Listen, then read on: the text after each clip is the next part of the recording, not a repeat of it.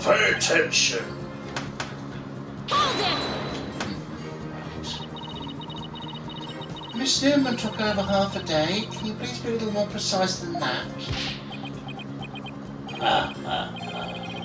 What a wonderful question. She was having a tough time, you see. Prosecutor Gavin's statue alone took her from the morning hours to the evening. It's a rather large statue after all. Don't be silly. It merely exposes the difference between student and teacher.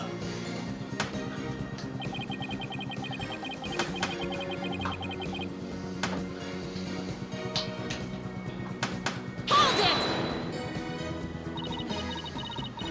Most of the other statue? What exactly does that mean? Robin created the basic outline of Mr. Wright's statue before the last bell rang. I, in turn, completed the rest of it.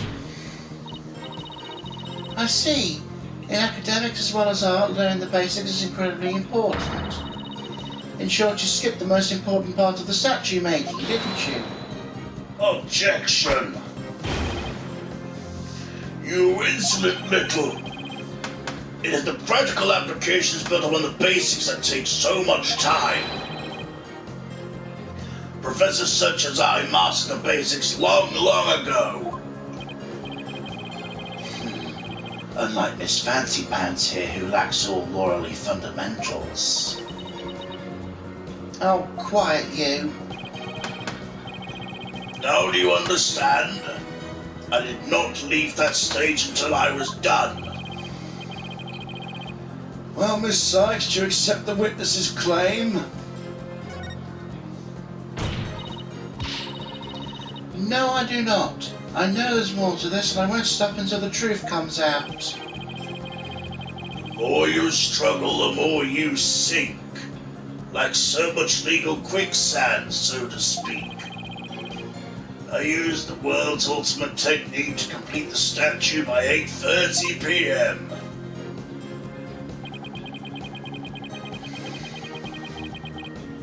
Hold it! Maybe our client only thought she saw the statues. Silence. A pity for you, but we've already confirmed it with the accused. She's on record of having seen both statues. That's true. I just thought I'd give it a shot.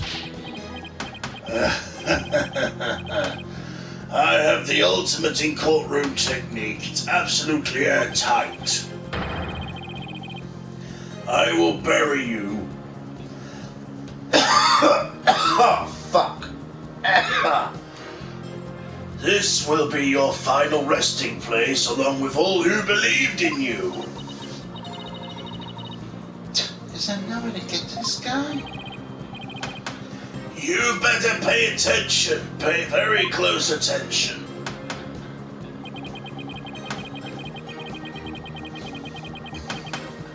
Hold it!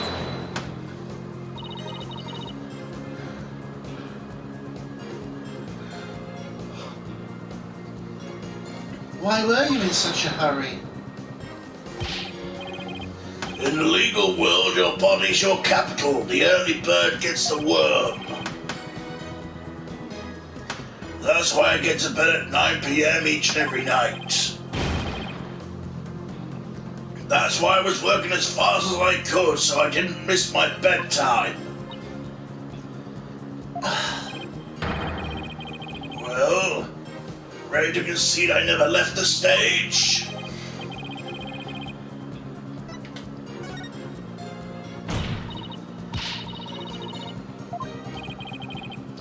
I'd be careful, Athena. If you don't have anything, it's probably better to just grin and bear it for now till you find something to nail him with.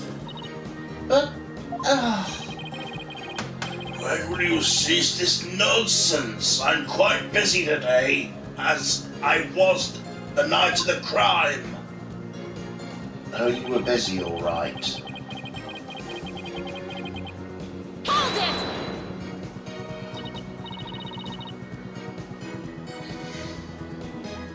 Yeah, but you could have taken a short break or something. Preposterous! I didn't even have 10 minutes to spare, not even 5 for a visit to the laboratory. Let me ask you, Your Honor, do you find anything wrong with my claim? So far it appears your statue making was quite a difficult chore.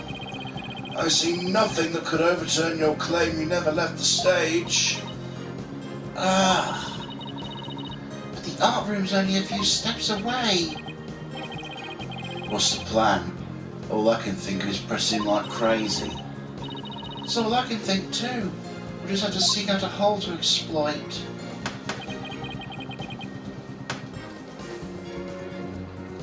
Right, so it's one of these where he never leaves the stage. Hold it!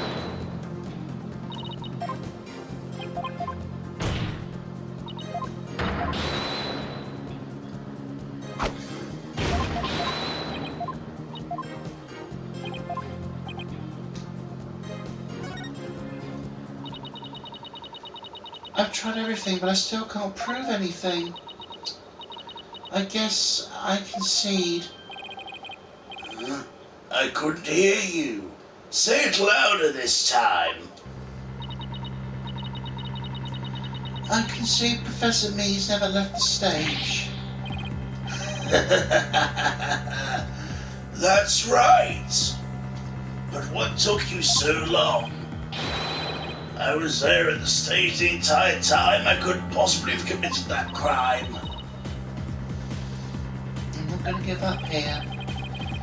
I'm afraid I have to side with the witness, Miss Sykes. Unless you have any further objections, I have to put the issue to rest. Not yet. The defense still has an objection. Athena, you thought of something? Well, as I said, not yet. Oh, so it's time for legal smoke and mirrors.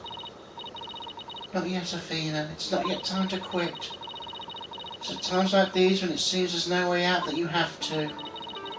I have to turn the case upside down. Instead of focusing on whether Professor Mees could have gone to the art room, I should focus on how he could commit the murder without going there. It seems our young lady has a real bona fide idea. But I'll use any means necessary, even casting stones if it will distract her. Who brought the bird to school? Sykes don't know. If I hear one word of your usual jibber-jabber, I'll have your head. The murder occurred in the art room, yet the witness was on the stage. How do you propose to fill the vast gap between these two key facts?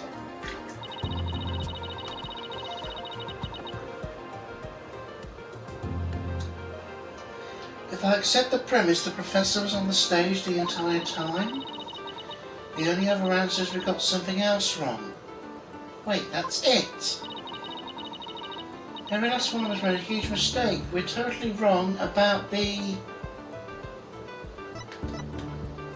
crime scene, right?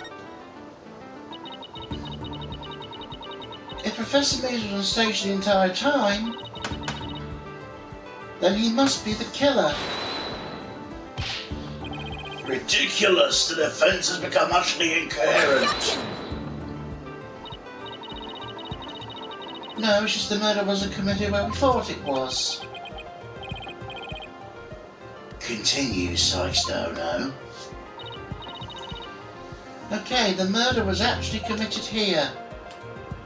Take that! The greatest riddle of this case is how the body was moved from the art room. But if the murder occurred on the stage, that means the body was never moved at all.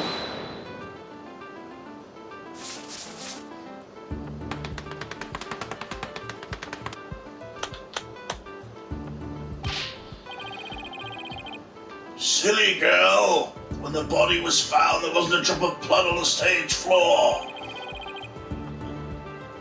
Surely there would have been some blood if that's where the murder was committed. There wasn't any blood on the stage, really? But But there was something on stage that was at the time of the murder that was now blood-stained. Take that! It's true there were no bloodstains on the stage floor. There was something on the stage that did have a bloodstain, and that would be this, the school banner. No blood would have gone on the floor if it were under the victim when she was killed. Oh my, that's quite a compelling theory.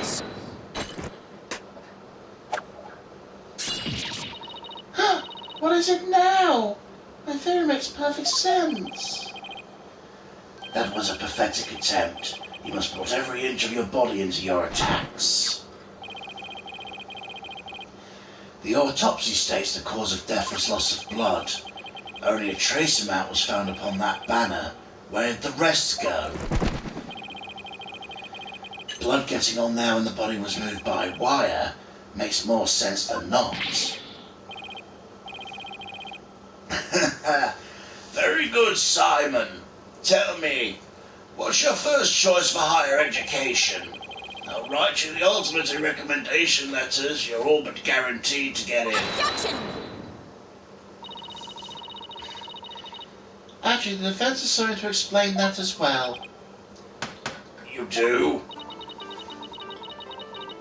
If there's any trace amount of blood on the school banner, there must have been something else the killer used to soak up the blood.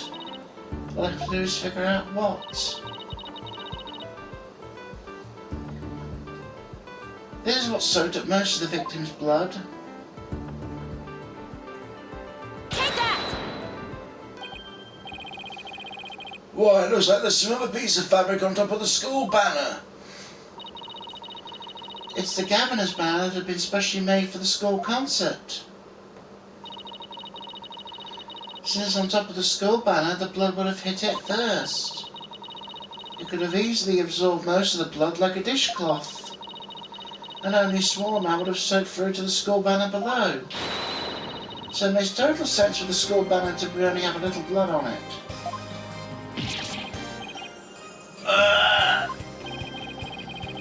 So that banner absorbed the blood like a dishcloth. Yes, that would explain it. The governor's banner's like a dishcloth. Sure, it was at least towel quality. Not the point, Apollo. Simon, don't just stand there, do something! Silence! Sykes don't know. You are learning to wield a blade quite well. But how will you respond when I come slashing at you like this? The remnant of a large blood stain was detected in the art room. Why would there be blood if the murder occurred on stage as you claim? Objection!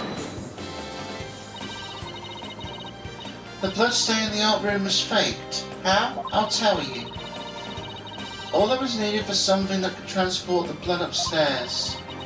And that something was a piece of evidence we just finished discussing. The killer used this to bring the victim's blood up to the art room. Take that!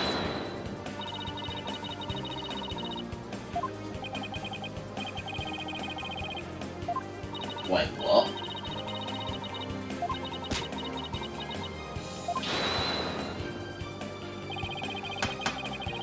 Far-fetched arguments like that have no place in a court of law. It's worth a try. No, it wasn't. Guess it really wasn't.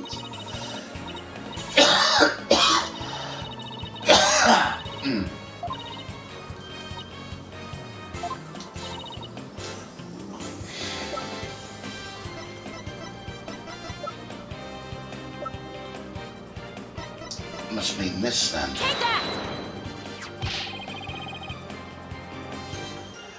To think you'd stoop so low as to present mere garbage to the courts? It's only big garbage because someone tried to destroy it by tossing it in the incinerator. That someone was most likely the killer seeking to get rid of crucial evidence. The killer used the wire to bring the bloodstained governor's banner to the art room. The blood was wiped onto the floor to complete the ruse. It makes perfect sense.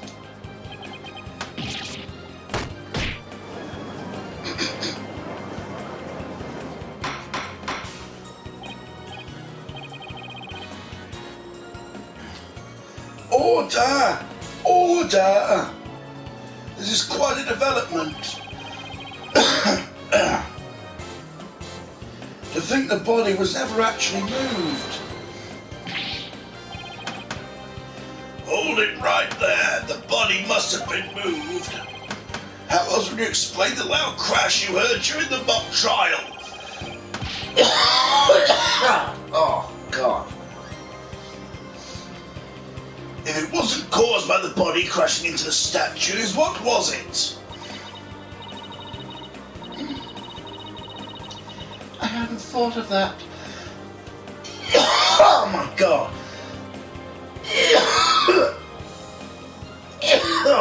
Ow.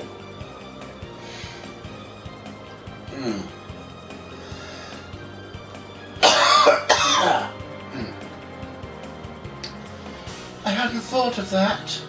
If the loud crash wasn't the body hitting the statues, then what was it indeed?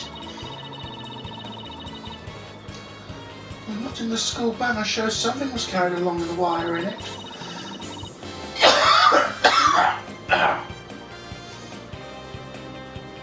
If that's true, I know what I have to find. Something that was in the art room before the murder and then on the stage after.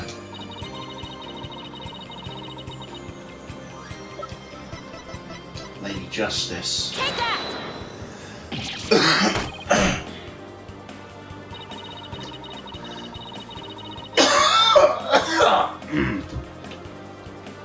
I think I need a minute.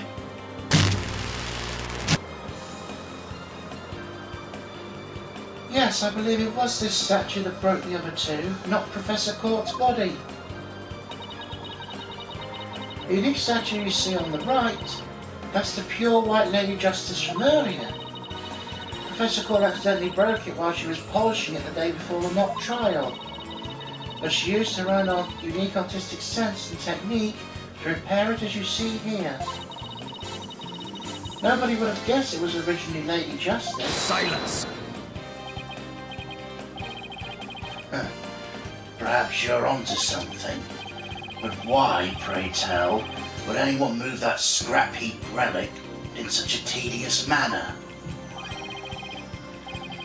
Excellent question, Simon. Keep them coming. You know why, but the fact you won't acknowledge it shows how twisted you are. Lady Justice was moved during the mock trial. During that time, Professor Mees was fabricating an alibi with his pre-recorded speech. If we consider the facts, then Lady Justice was moved in order to...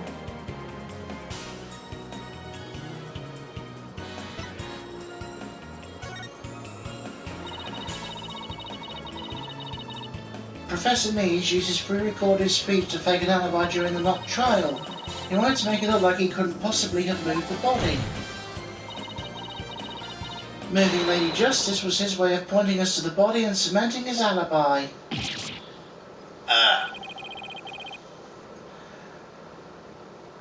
That's quite a persuasive argument. For a while there, I thought you weren't taking the trial seriously. Well done.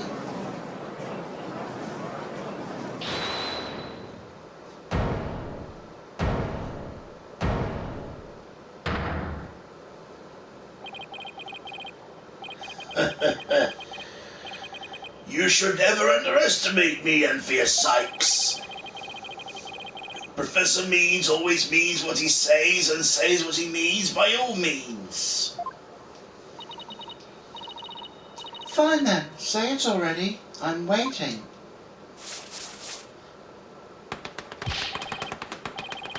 Murder occurred the night before, but the body wasn't found until late the next day. Countless students passed the stage until they met in the lecture hall for the mock trial.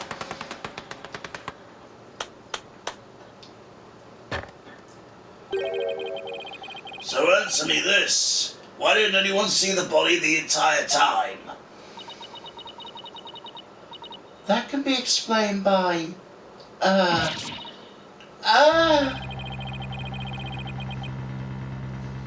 If the victim was murdered on the stage and left there, the body would inevitably have been discovered. And of course, there's nowhere to hide a body upon that stage. This is no good, Athena. Our claim is this close to being beaten to a pulp. I know. We've come so far. Consider yourself schooled. I couldn't have possibly killed anyone. The killer's none other than Juniper Woods. It always has been and always will be. Just wait a minute.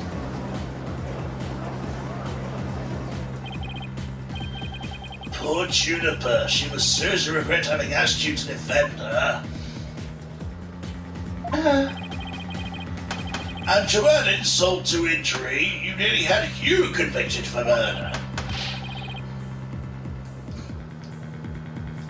Surely you haven't forgotten that little fiasco.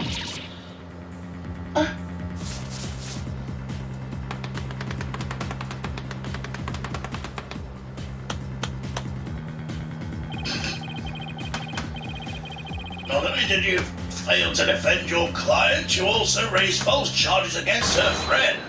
You've no right to call yourself a lawyer.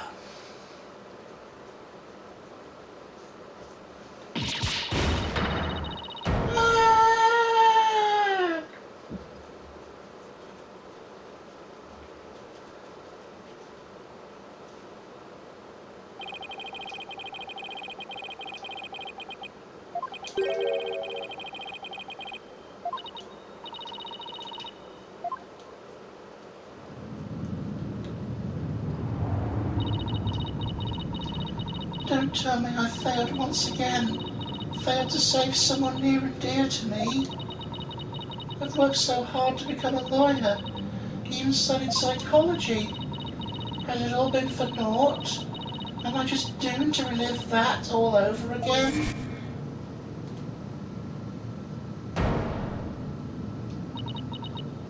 Huh? Athena, what's wrong? Breathe in, breathe out, breathe in. Relax, Athena, breathe. It's not working. Everything's going dark. After all I've done, is this how it ends? Forgive me, Junie. I couldn't protect you like I said I would.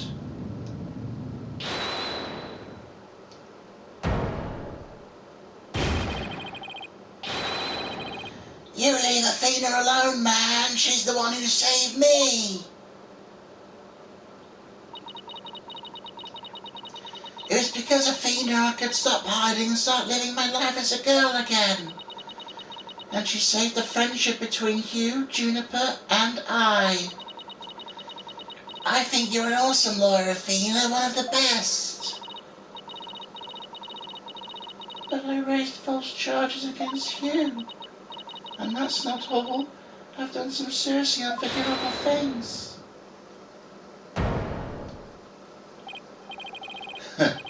What's the big deal? False charges are nothing to be scared of. I'm not even mad at you. I should really be thanking you. You used legitimate means to expose my wrongdoings and give me a chance to re-examine what's important. But what does it matter if I can't save Juniper? I mean, the whole reason I've come so far is... It's not over yet, Athena.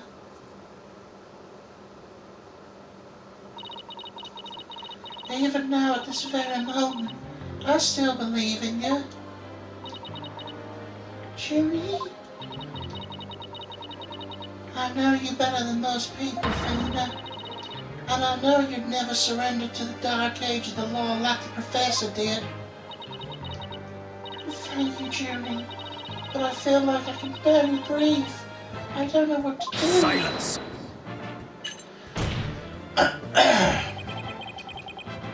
Stop your bleating this instant. You look like an utter fool. Prosecutor Blackwell? There is one who awaits you, is there not? And that is the reason you studied so very hard? Are you prepared to give up on all you've worked on thus far? It would not do to have you disappoint you know who.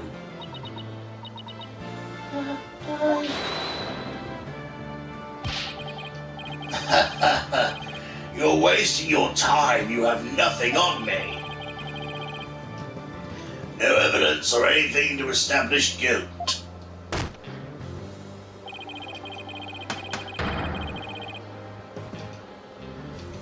You are helpless before the might of lawyers for whom the ends justify the means. Don't worry, Athena, you're doing fine. The truth will always win against people like him. But Apollo, what am I supposed to do now? Listen, all you have to do is take a deep breath and look back over the entire case. If there's truth to be found, and there always is, you're sure to find it. Now let me see you smile. Remember what Mr. Wright said? The worst of times are when lawyers have to force their biggest smiles.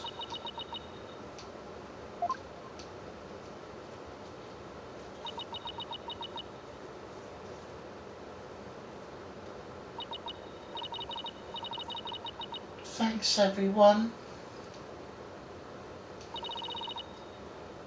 You don't have to worry about me now.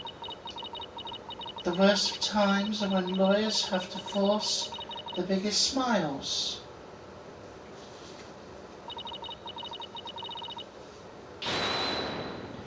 Athena Sykes is psyched and ready to rock. Prepare for your utter defeat.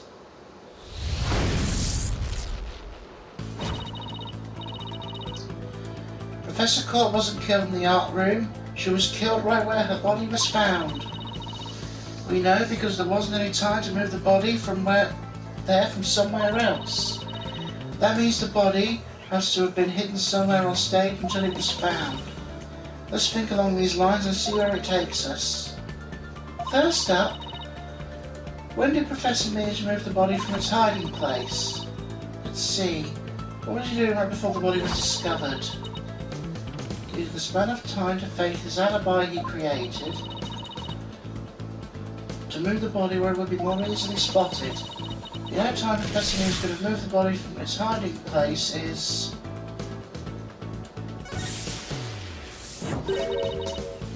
before the mock trial? No, that can't be it. During. He testified he'd seen the body before the mock trial. Turned out he was lying to protect Junie. The appearance of the body has to coincide with the time covered by the Professor's alibi. During it.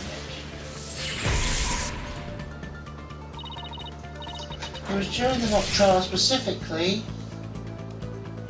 during the speech. Professor Mears moved the body to an easily seen location during his long pre-recorded speech. The Professor also moved something to the stage that wasn't there before, specifically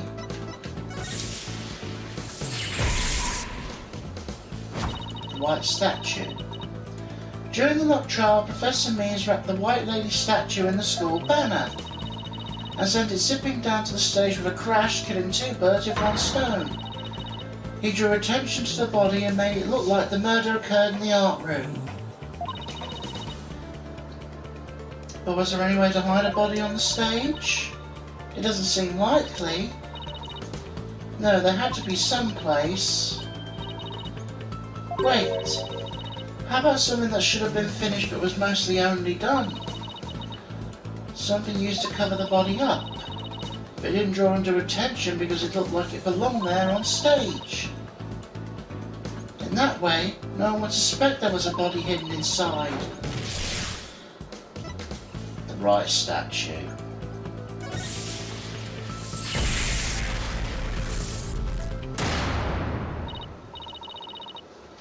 I know. The Mr. Right statue was never actually finished. The body was wrapped under some cloth to hide what was really inside, cleverly disguising it as the boss's statue.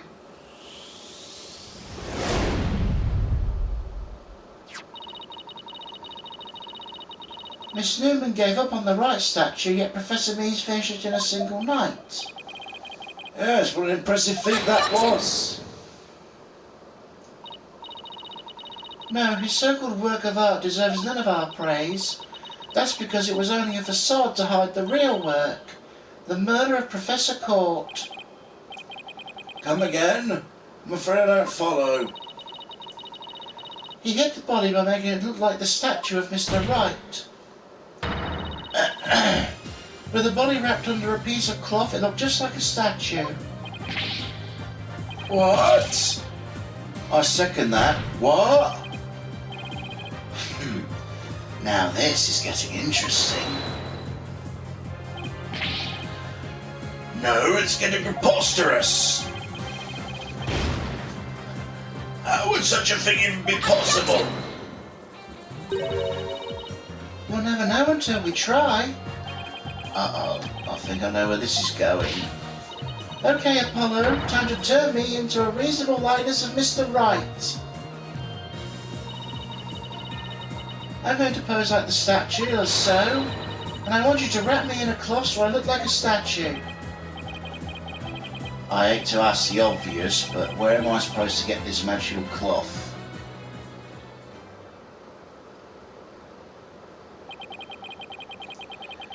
I'm afraid this isn't the right colour, Mr. Justice. Given how sudden the request was, it's kind of the best I could do, Your Honour. Alright, I think that about does it.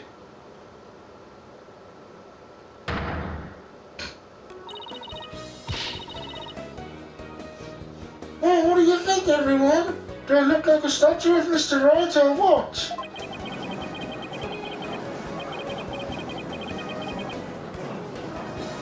Looks like a random person to me. Weren't the statues a pair of busts? Whose one has that spiky hair on the back of his head? Forget the hair. The statue's head is way bigger than your average person's anyway. You're gonna hand it for me to try anyway. That's it, the hands.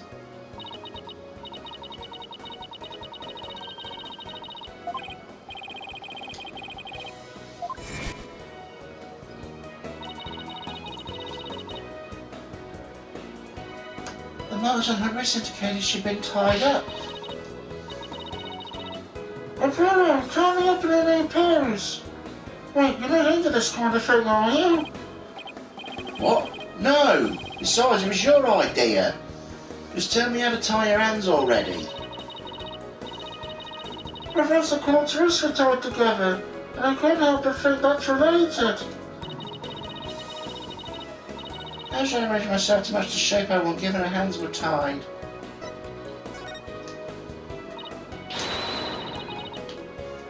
Apollo, tie both my hands behind my head.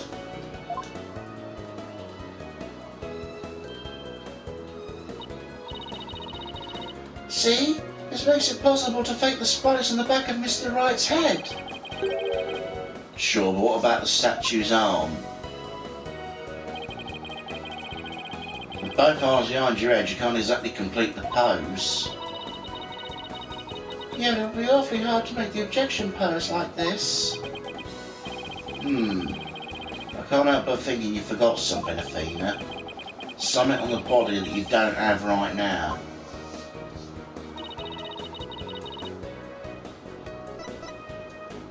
Take that! Right, there was an arrow sticking out of her side. Okay, Apollo, take that and plunge it into my side. Are you crazy? Fine, go get some duct tape. Rapido, schnell! Alright, I don't even know the other languages to know bossy when I hear it.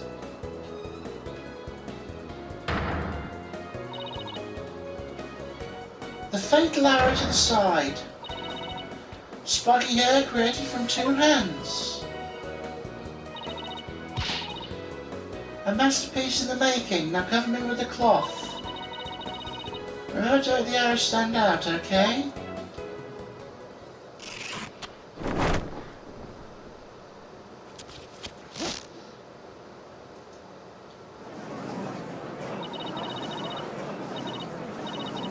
Mummy, the arm's too short. Shh. Remember your in-law voice, dear.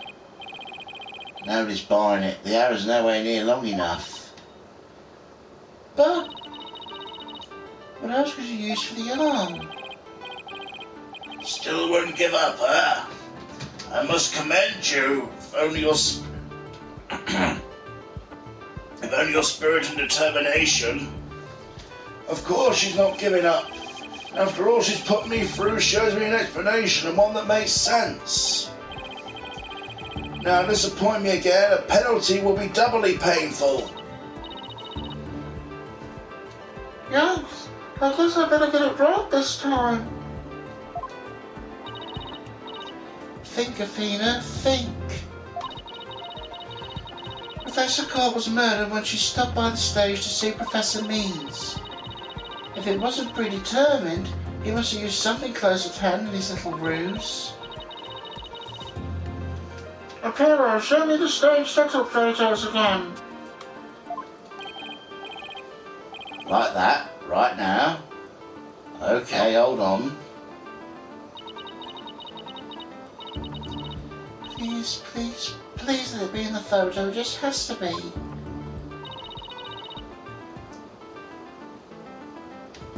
The arm on Mr. Wright's statue is really right here. Take that! Got it. I know what he used for the arm with the statue of Mr. Wright. This is absurd. There's no such thing in this photo. Don't play dumb with me, Professor. It's the staff you have right there. Staff, this is the spear of a great legal warrior. Whatever, just hurry up and lend it to me.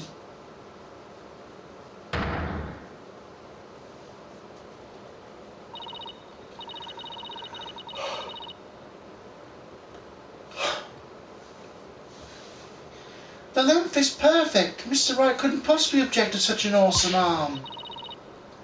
Okay, go for it, Apollo. Sure, I'll give you your arm and hand. Cloth binding coming right up.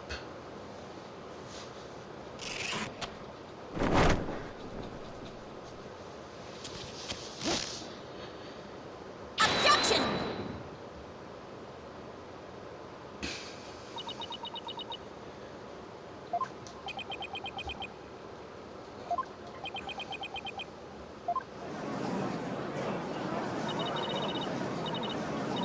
It's Phoenix Wright, it's the famous lawyer.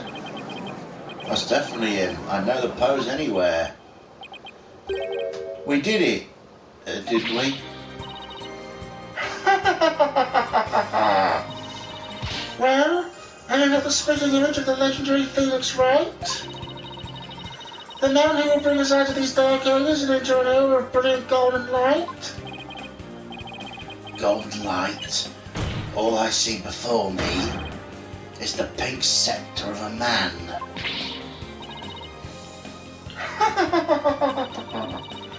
That's just because Mr. Wright likes his statue. He's positively tickled pink. Dear Apollo, he's tickled pink. Boo! That joke deserves a pink slip. It seems the gallery is quite impressed with the defence's sharp thinking. And the witness? The resemblance is nothing more than a coincidence. Not so fast there, Buster. Unfortunately for you, I can prove my theory to be more than just mere coincidence.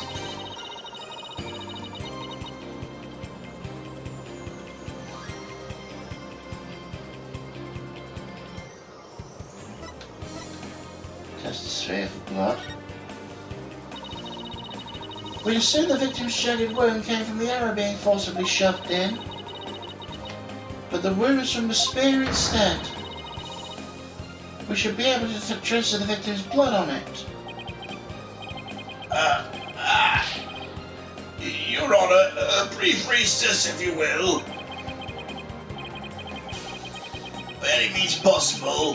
What if I get rid of the spear? What if I burn it?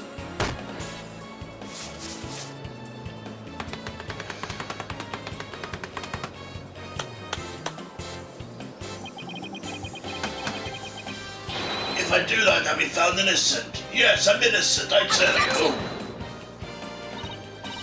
you. Sure you don't expect us to take lectures from you now? Now I ask you in the gallery, help me decide the professor's fate.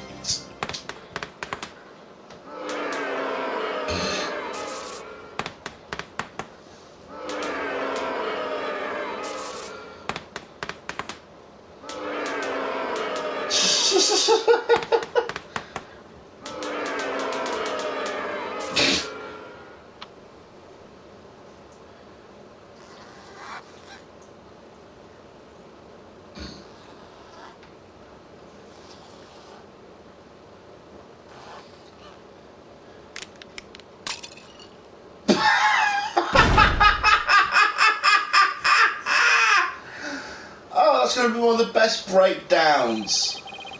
That's incredible. Prosecutor Blackwell, what's become of our witness Aristotle means? He's a Sykes-Dono suspected. Blood was detected on his staff. He's admitted to his heinous crime. All of it. He shall join us in the clink tomorrow. His teaching skills can be put to good use there. Great. You'll teach felons the end justifies the means, so much for rehabilitation. Can I ask what the professor's motive was? I could barely make out a word he was saying on account of his shattered teeth. One of Blackwell's fellow inmates was once a surgeon, why not a former dentist too? I eventually had him put pen to paper. It turns out Professor Mead was the one taking bribes. The victim had suspected him after a report from the class snitch. That led her to question him at length the day of the killing, right there on the stage. The result, the heinous crime brought before the court. The fool, like Newman, had come to know of the script's contents via the victim's note.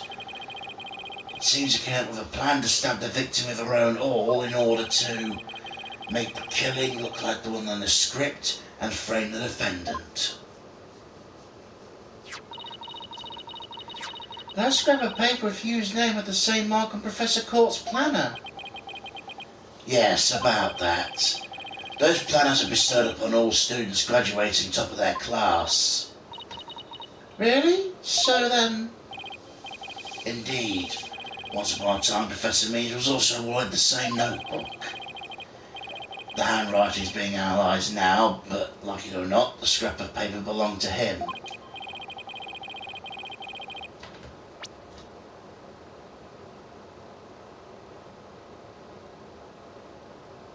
But like as not, what the fuck?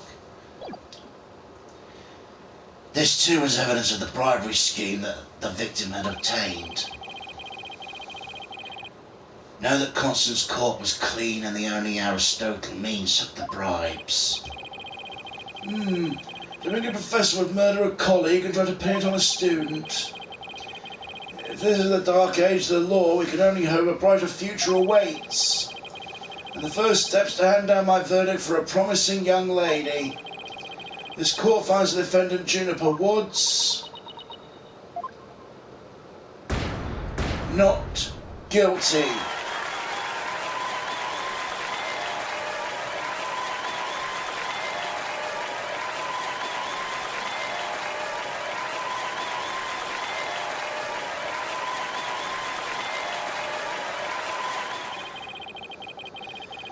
I wish you all the best on your road to becoming a courtroom judge. We need young people like you, if we ever hope to restore the law to its former glory. Yes, Your Honour. I'll work as hard as I can. Maybe one day I'll be able to work with all of you and make a difference. Proudly serve Professor Court's memory. Do not let her death be in vain. So that's very unexpected to hear from him today. Court is adjourned.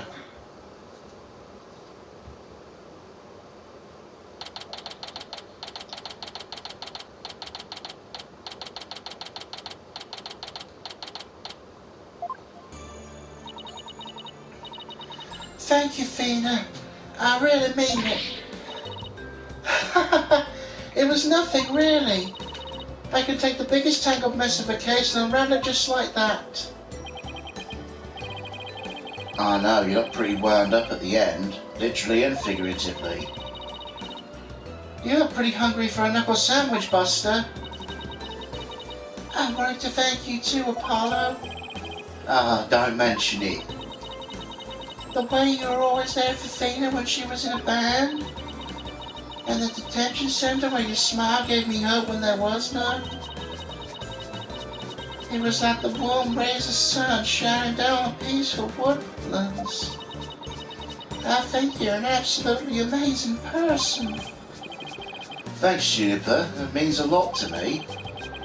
I still have lots of work to do, and I can't wait till I see you at the judge's bench.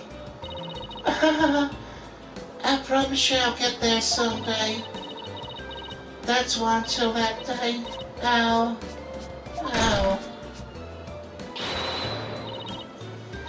Guys, I've got some huge news. I mean, this is huge. Oh, am I interrupting something? No, it's okay, I think. What's the big news? The school festival. It's supposed to have been cancelled after what happened, but... We just got a call. In memory of Professor Constance Court, who worked so hard to make it happen, the festival's been extended one extra day until tomorrow. Really? All right.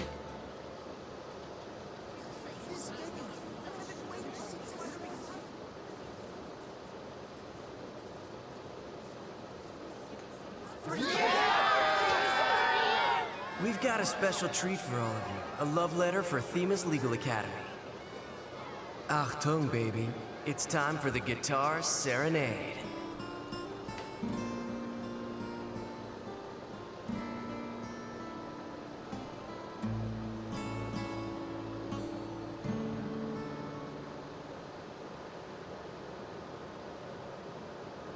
Ah, you fucking tease.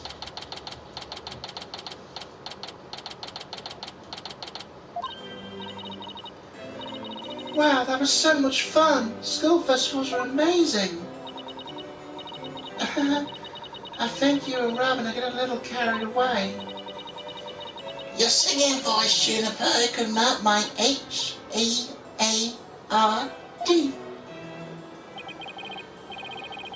Mr. Wright, thank you for the training seminar.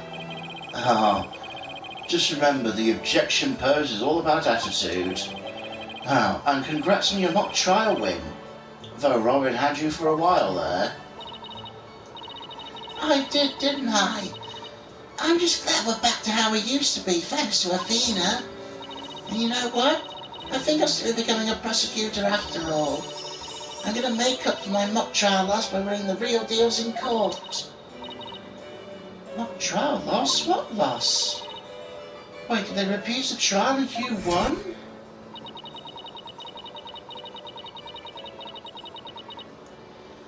Level-handed lawyer, court genius, and hot-blooded prosecutor, course student will go head-to-head in mock trial battle for the She-Devil's Black Heart. So does this mean it's really going to happen? Juniper, there's something I've been wanting to say to you. Huh? Oh, is he going to do what I think he is? Juniper, can we still be friends? Best friends like you've always been? Huh? Best friends? Hugh, weren't you going to confess your love for Juniper if you won the mock trial? No, I was going to confess that I'm not a genius and that I'm really 25 years old. But you already dragged that out of me during the trial. Oops. Listen, Hugh. You too, Robin and Miriam.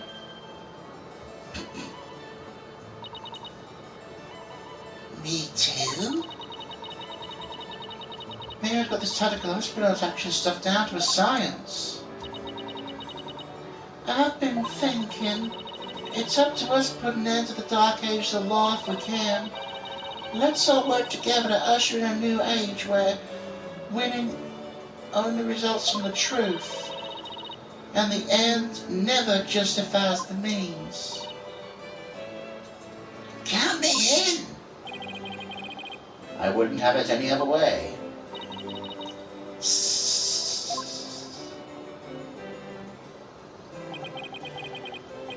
Best friends forever, eh? And what anyone says, nothing beats true friendship. You bet. And what about your BFF, Apollo? Oh, you're a bit old to be using that term. But yeah, he's the best friend a guy could have. Which reminds me, we're supposed to meet up and gossip about the new girl at the office. Hey, you're not talking about me behind my back. What kind of guy is he anyway? Well, if I had to describe him in one word...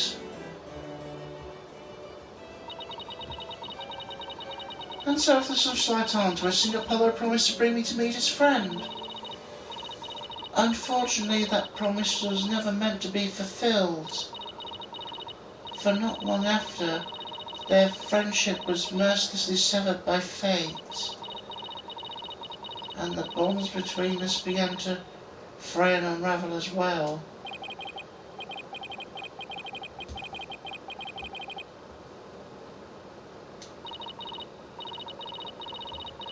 Even now those words continue to ring in my ears.